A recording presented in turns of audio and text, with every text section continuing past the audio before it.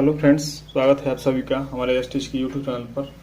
और आज हम लोग केमिकल इक्विलिब्रियम में ये लास्ट टॉपिक है, मतलब ये चैप्टर आज हमारा फिनिश होने वाला है फिजिकल केमिस्ट्री में केमिकल इक्विलिब्रियम। ठीक है, तो आज का जो हमारा टॉपिक है वह है ली चैटेरियल प्रिंसिपल। ये प्रिंसिपल क्या कहता है, इसके बारे में क्या करना है, हमको स्टडी करना है।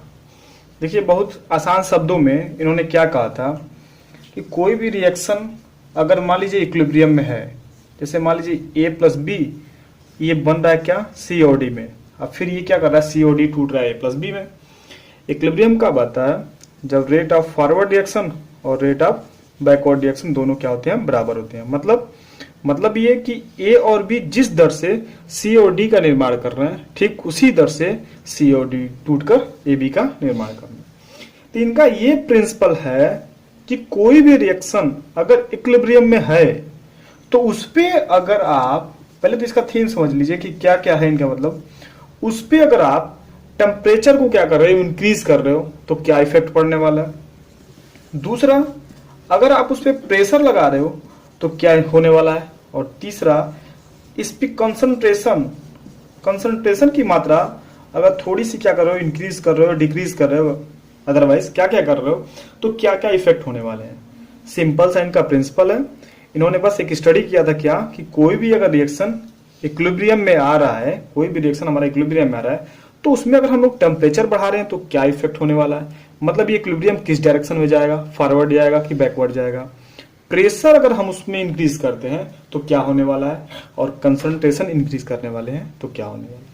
ठीक है, तो इनका मेन थीम यही था कि कोई भी रिएक्शन अगर इक्विलिब्रियम में है, कोई रिएक्शन इक्विलिब्रियम में है, तो उसमें टेम्परेचर, प्रेशर और कंसंट्रेशन आप इंक्रीज कर रहे हो तो क्या इफेक्ट होने वाला है।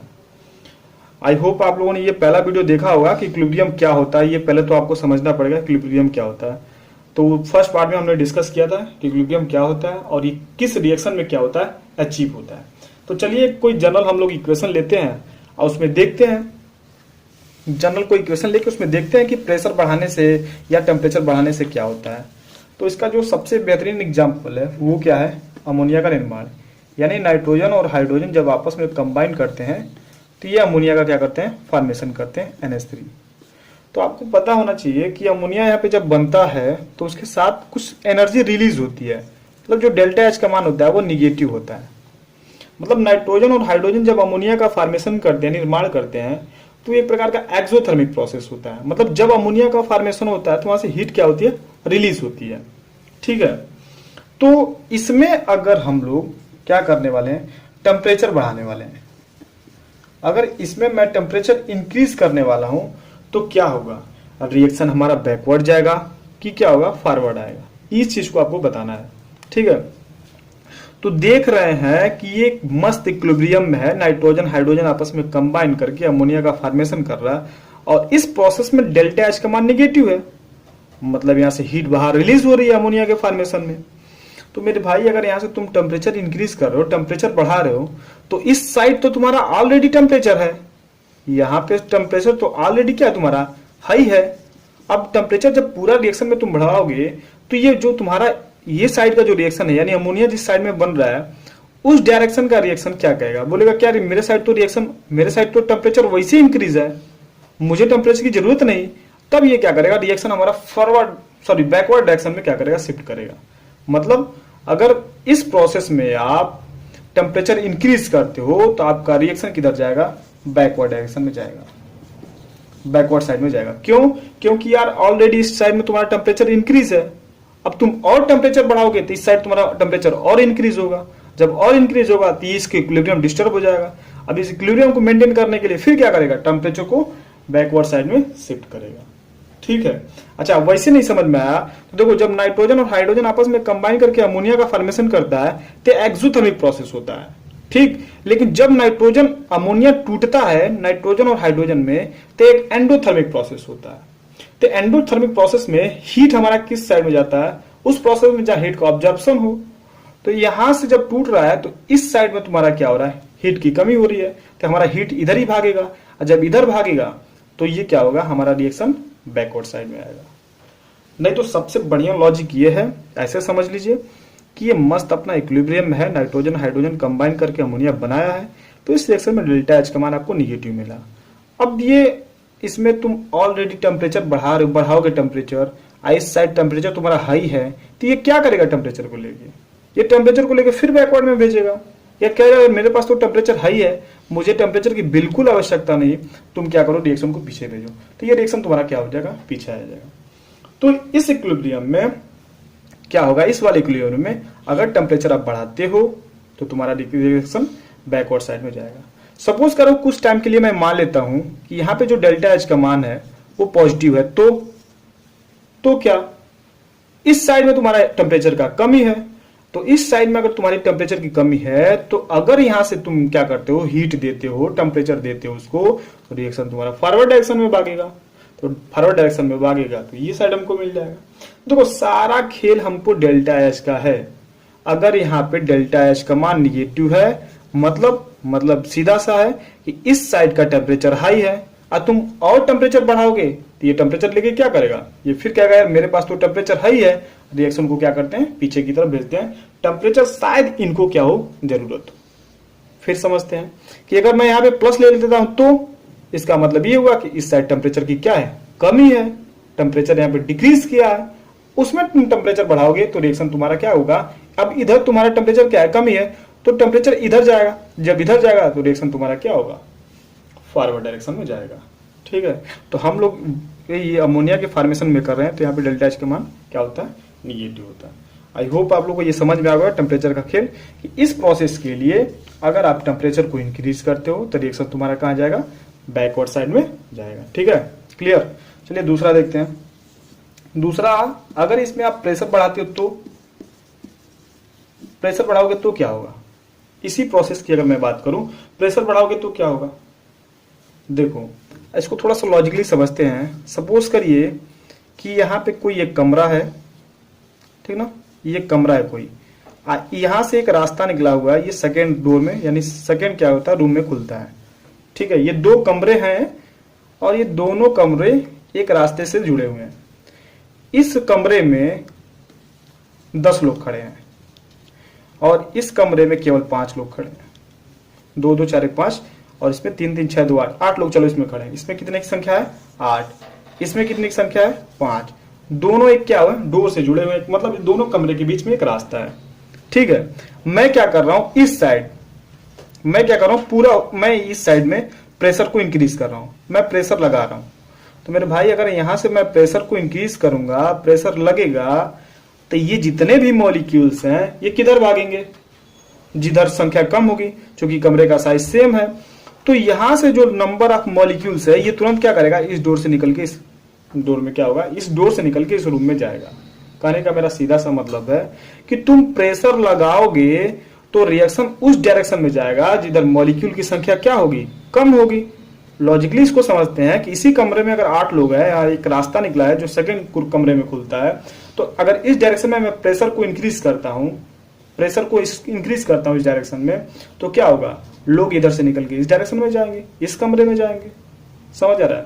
तो किसी भी रिएक्शन के लिए अगर इक्विलिब्रियम में है वो, देखो ऑलमोस्ट क्या होता है ना, प्रेशर अगर देखोगे तो प्रेशर तो पूरा लगाओगे, मान लेते प्रेशर पूरा लगाते हैं, तो पूरा रिएक्शन में प्रेशर लगा रहे हैं तो भी तो वही होगा ना, पूरा प्रेशर रिएक्शन में लगाओगे तो इधर 5 लोग, इधर 8 लोग, प्रेशर इधर होगा तो फिर इधर से 2 3 लोग निकल के इस साइड में जाएंगे।